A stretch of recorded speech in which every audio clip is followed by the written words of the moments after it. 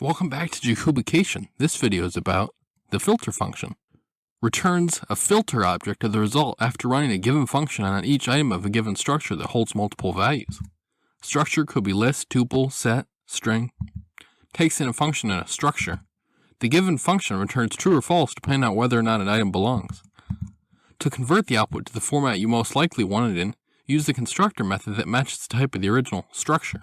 For example, if the original structure was a list, use the list constructor, except for strings because of the way that constructor works.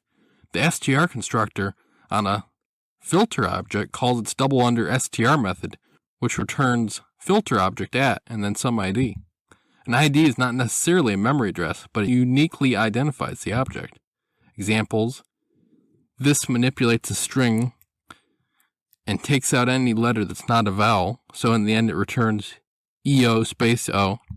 In this example, takes out any number in the list that's not odd, so then you're left with 1, 3, and 5. Welcome back to Jacobication. This video is about the map function in Python. The map function returns a map object of the result after running a given function on each item of a given structure that holds multiple values. Structure could be list, tuple, set, string. Takes in a function and a structure. To convert the output to the format you most likely want it in, use the constructor method that matches the type of the original structure.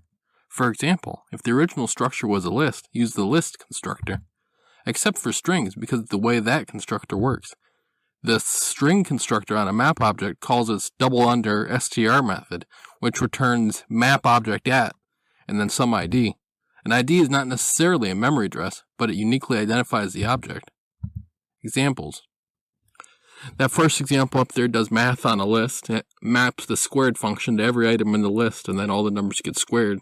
That second example manipulates a string, and it replaces every space in the string with a %20. Like and subscribe to learn more.